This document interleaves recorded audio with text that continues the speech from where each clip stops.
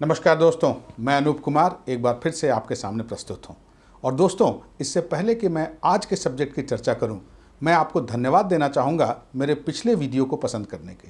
और जैसा कि मैंने बार बार कहा है, मैं कोशिश करता हूं कि मैं एक ऐसा वीडियो बनाऊं जिसमें न सिर्फ कंटेम्पररी चीज़ों की चर्चा हो, बल्कि ऐसी चीज़ों की भी चर्चा हो जो आपको आपके सेल्स पर्सन के जॉब में बहुत मदद प्रदान कर सके।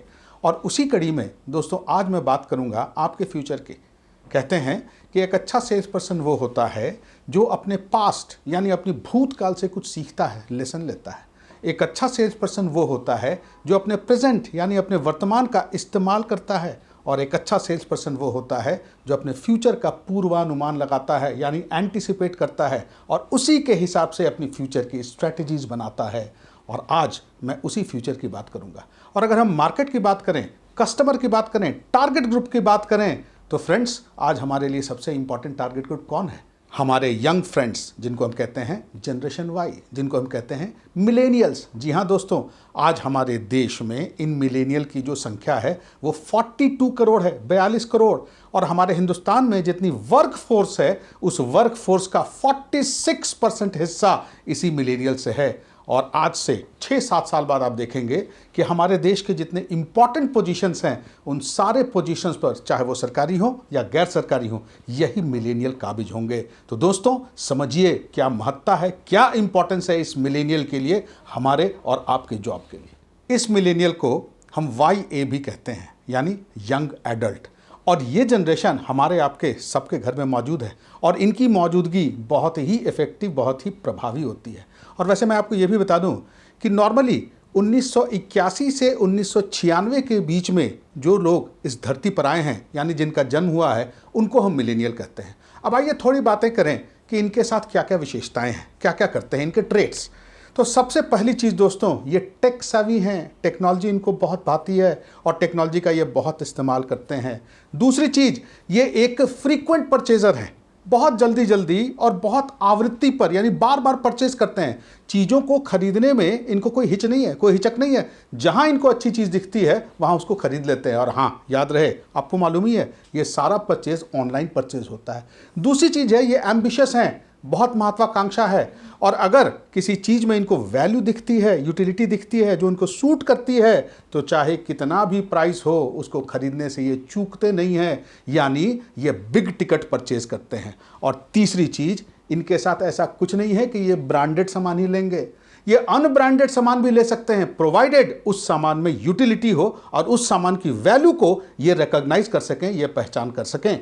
और अगली चीज है इनके साथ, ये कॉन्स्टेंटली ऑन द मूव है, मूवमेंट बहुत जबरदस्त होता है इनका। और अगर मूवमेंट होता है तो मूवमेंट के साथ साथ ये नई नई जानकारियां, नए नए इंफॉर्मेशन भी कलेक्ट करते रहते हैं। और इसके कारण इनका जो अवेयरनेस का लेवल होता है, यानी जो इनकी जागृति और जितने ये जागरूक होते हैं, वो बहुत ज़्यादा होता है। तो दोस्तों, ये सारी चीज़ें वो महत्वपूर्ण चीज़ें हैं जिनका हमको ध्यान में रखना है अगर हम अपने किसी सेल्स के लिए किसी मिलेनियल को कांटेक्ट करें तो। और एक बात और, मैंने अभी क्या कहा कि ये कॉन्स्टेंटली ऑन द मूव है। और ये मूवमेंट इनका सिर्फ इनके अवेयरनेस लेवल को बढ़ाने के लिए नहीं है, ये मूवमेंट इसलिए भी है कि ये कभी इस प्रोडक्ट कभी उस प्रोडक्ट पर चले जाते हैं। किसी एक प्रोडक्ट के प्रति इनकी लॉयल्टी नहीं है। जिस प्रोडक्ट में इनको यूटिलिटी दिखती है, जो प्रोडक्ट इनको अच्छा लगता है, जो प्रोडक्ट इनको वैल्यू बेस्ड लगता है, उस प्रोडक्ट को वो खरीदते हैं। तो बदल भी सकते हैं। तो ये कभी मत सोचिएगा कि किसी एक पर्टिकुलर प्रोडक्ट के प्रति इनकी लाइफ लॉन्ग लॉयल्टी रहेगी। और अगली बात और इम्पॉर्टेंट है, इनसे जब भी बातें कीजिए ना, इनको जब भी कुछ कन्विंस करने की कोशिश कीजिए तो संक्षेप में कीजिए। इनके पास टाइम बहुत ज़्यादा नहीं है।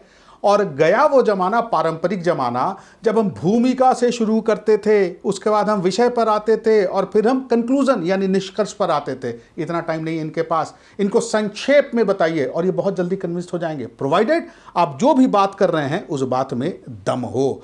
और तीसरी चीज़ और है इसी से संबंधित, वो भी इंपॉर्टेंट है दोस्तों। एक चीज़ हमेशा ध्यान में रखिए, इनके लिए टेक्नोलॉजी बहुत इंपॉर्टेंट है। तो जो भी अपने सेल्स की बात कीजिए, उस सेल्स को टेक्नोलॉजी के माध्यम से जरूर कीजिए। जैसे मैं छोटा सा उदाहरण देता हूँ, इनको बहुत अच्छा लगेगा जब आप इनको मेल भेजेंगे, मेल से कोई इन्फॉर्मेशन भेजेंगे। इनको बहुत अच्छा लगेगा जब कोई प्रेजेंटेशन आप इनको मेल से भेजेंगे। अब वहाँ जा करके अपने लैपटॉप को ओपन करके इनको प्रेजेंटेशन दिखाने की जरूरत नहीं है, इतना टाइम नहीं है इनके पास। इनको मेल से भेज दीजिए अपनी प्रेजेंटेशन, जो भी बात आप इन तक पहुँचाना चाहते हैं वो अपने आराम से अपने खाली समय में या टाइम निकाल करके जब सुविधा होगी आपके उस प्रेजेंटेशन को देख लेंगे। और जो मैंने अभी थोड़ी देर पहले कहा कि इन्हें जो कुछ भी समझाना है संक्षेप में समझाना है, बहुत ज़्यादा टाइम नहीं लेना है। तो इसका मतलब ये होता है कि पारंपरिक तरीका जो होता था, जब हम अपने कस्टमर से इंटीमेसी बनाते थे, निकटता, बहुत क्लोज होते थे कस्टमर और हम दोस्त होते थे, बड़े करीबी दोस्त होते थे। दोस्तों गया वो ज़माना, ये सेलर से इंटीमेसी नहीं बनाना चाहते हैं। वो ज़माना गया जब कस्टमर और सेलर के बीच निकटता, इंटीमेसी होती थी। सो इंटीमेसी बनाने की इनसे कोशिश मत कीजिए। और नेक्स्ट चीज़ है जो आपको हमेशा ध्यान में रखना चाहिए, ये वो जनरेशन है जो लॉन्ग टर्म इन्वेस्टमेंट में विश्वास नहीं करता है। कर सकते हैं, यदा कदा लॉन्ग टर्म इन्वेस्टमेंट कर सकते हैं, लेकिन नॉर्मली इनकी ये आदत होती है कि किसी भी प्रोडक्ट को ये तुरंत यूटिलाइज करना चाहते हैं, इमीडिएट यूटिलाइजेशन, बहुत लंबे समय तक वेट नहीं करेंगे। तो आप जब भी अपने प्रोडक्ट को उनके सामने पेश करें, इस चीज़ को जरूर ध्यान में रखें। और ये इतने डायनेमिक होते हैं कि अंग्रेजी में जो कहते हैं ना स्टेटस को, उर्दू में कहते हैं सूरत हाल, हिंदी में कहते हैं यथास्थिति, उसमें बिल्कुल विश्वास नहीं करते हैं। ये कॉन्स्टेंटली चेंज चाहते हैं और ये बहुत डायनेमिक होते हैं, बहुत डायनेमिक होते हैं। किसी भी वर्तमान व्यवस्था या पुरानी व्यवस्था में विश्वास नहीं करते हैं, उसको चेंज करना चाहते हैं। एंड इट इज़ गुड, ये बहुत अच्छी बात है, क्योंकि दुनिया में कहते हैं ना कि एक ही चीज़ परमानेंट है एंड दैट इज चेंज। और यही वो चेंज है जो दुनिया को चलाता है। और एक और कैरेक्टरिस्टिक है जो कि मैंने कहा कि ये टेक्नोलॉजी में बहुत दक्ष, बहुत एफिशिएंट होते हैं, टेक सेवी होते हैं, ऑनलाइनर्स हैं ये। तो ये 3 अक्षर हैं अंग्रेजी के DIY, उसमें विश्वास करते हैं। और इस DIY का फुल फॉर्म है डू इट योरसेल्फ। ये हर काम खुद ही करना चाहते हैं। पहले जब हम किसी कस्टमर के पास जाते थे तो क्या करते थे, बहुत सी लिखा पढ़ी करते थे, उसको मदद करते थे, वो हमसे पूछता था। अब ये वो सब चीज़ में विश्वास नहीं करते हैं, क्योंकि सब कुछ कर सकते हैं, ये कॉम्पिटेंट हैं, ये सक्षम हैं। तो आपका जो रोल होता है एज अ सेल्स पर्सन, ज़्यादा से ज़्यादा ये हो सकता है असिस्टेड DIY, मतलब डू इट योरसेल्फ करने दीजिए। बहुत ज़्यादा है तो थोड़ी बहुत जानकारी इनको दीजिए, असिस्टेंस प्रोवाइड कीजिए, मूल रूप से उस काम को मत कीजिए। और इन सारी चीज़ों के बैकग्राउंड में माय डियर फ्रेंड्स, 4 चीज़ें आपके लिए बहुत ज़रूरी हैं। मैंने आपको कहा ना कि DIY इन्हें ही करने दीजिए। तो आपका जो रोल है, जब भी आप किसी सेल्स के लिए इनके पास जाते हैं, तो वो है A, B, C और D का। और आइए देखें ये ABCD क्या है।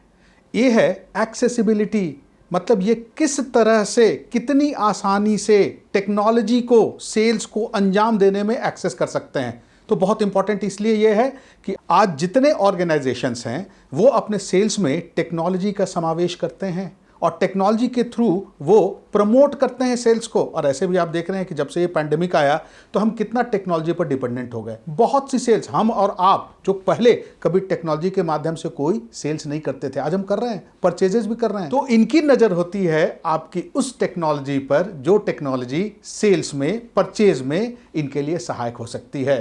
तो फर्स्ट थिंग एक्सेसिबिलिटी, टेक्नोलॉजी पर कितनी पहुंच है उनकी। दूसरी चीज होती है B, बैंकेबिलिटी, कितना ये आप पर निर्भर कर सकते हैं और उससे ज़्यादा कितना निर्भर कर सकते हैं आपकी टेक्नोलॉजी पर। आपकी टेक्नोलॉजी बिल्कुल पुख्ता होनी चाहिए। और तीसरी चीज़ होती है C से कहते हैं क्रेडिबिलिटी। जो भी ट्रांजैक्शन ये करेंगे, पैसे का लेन देन तो होगा ही, बहुत सी चीज़ें होंगी, सूचनाओं का भी आदान प्रदान होगा, तो वो उसी टेक्नोलॉजी के माध्यम से होगा। तो उस टेक्नोलॉजी में कितनी क्रेडिबिलिटी है, कितनी विश्वसनीयता है, क्योंकि ये नहीं चाहेंगे कि इनका कोई पर्सनल इंफॉर्मेशन लीक हो। तो क्रेडिबिलिटी ऑफ योर टेक्नोलॉजी भी बहुत इंपॉर्टेंट है। और चौथी चीज़ है D, डिलीवरी। डिलीवरी मतलब आप इनको क्या दे रहे हैं, एक प्रोडक्ट दे रहे हैं, लेकिन याद रखिए ये प्रोडक्ट फिजिकल रूप में नहीं चाहते हैं, ये प्रोडक्ट वर्चुअल रूप में चाहते हैं। जैसे आपको याद होगा कि पहले स्टॉक हम लोग फिजिकल फॉर्म में रखते थे, फिजिकल मोड में सर्टिफिकेट्स आया करते थे, वो सब बंद हो गया। आज क्या हो गया, डीमैट अकाउंट हमको खोलना ही पड़ता है। तो उसी प्रकार इनको भी, चाहे आप इंश्योरेंस पॉलिसी की बात करें, चाहे किसी दूसरे फाइनेंशियल इन्वेस्टमेंट की बात करें, इनको फिजिकल फॉर्म में नहीं चाहिए। वो आजकल तो वो क्लाउड सिस्टम भी आ गया ना, क्लाउड टेक्नोलॉजी, ये क्लाउड में अपना रखते हैं, ये सारी चीज़ें ऑनलाइन करते हैं और सारी चीज़ें ई फॉर्म में रखते हैं। तो डिलीवरी फिजिकल फॉर्म में नहीं, डिलीवरी इसी ई फॉर्म में। और लास्टली दोस्तों मैं आपसे ये कहना चाहूँगा, सोशल मीडिया पर जनरेशन वाई बहुत एक्टिव है, आपने देखा होगा।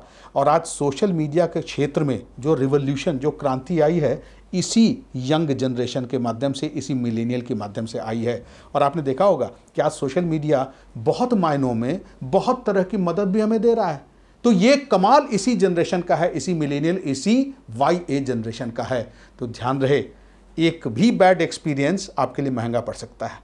एक बार चलिए बैड एक्सपीरियंस, इनका एक्सपीरियंस खराब हुआ तो चलिए छोड़ देंगे, 2 बार भी हो सकता है छोड़ दें, लेकिन अगर तीसरी बार एक्सपीरियंस इनका खराब होगा तो सोशल मीडिया पर पूरी संभावना है कि वो उनका बैड एक्सपीरियंस वायरल हो जाएगा।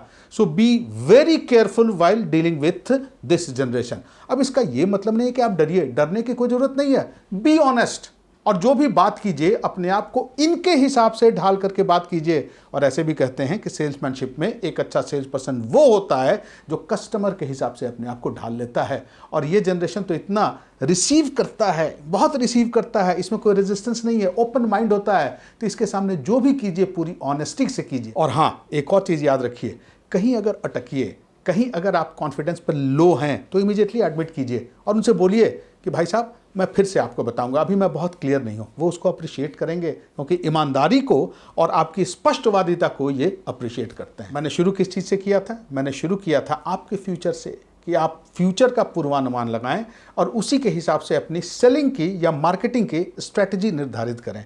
तो दोस्तों, वो फ्यूचर का पूर्वानुमान लगाने के लिए आपको हमेशा चेंज करना पड़ेगा, और एक शेर डेडिकेटेड है उसी चेंज को। वो कहते हैं ना कि ज़िंदगी जब भी ऐसा लगा कि तुझे पूरा पढ़ लिया तो कमबख्त तूने एक और पन्ना खोल दिया। और दोस्तों, तो ये था मेरा आज का वीडियो, जिसमें मैंने आपसे ये शेयर किया कि एक सेल्स पर्सन को अपने फ्यूचर का मार्ग प्रशस्त करने के लिए नए जनरेशन का पूरा ख्याल रखना पड़ेगा, जिस जनरेशन को हम YA कहते हैं या मिलेनियल कहते हैं। और अगर आपको मेरा ये वीडियो पसंद आया हो तो ज़रूर इसे लाइक करेंगे, ज़रूर इसे शेयर करेंगे, और हाँ, मेरे चैनल को सब्सक्राइब आप ज़रूर करें, क्योंकि मैं फिर से आपसे वादा करता हूं कि मैं हर उस चीज़ को आपके सामने पेश करूंगा जो चीज़ आपको आपके पेशे में सहायता प्रदान कर सके। तब तक के लिए बहुत बहुत धन्यवाद। जय हिंद।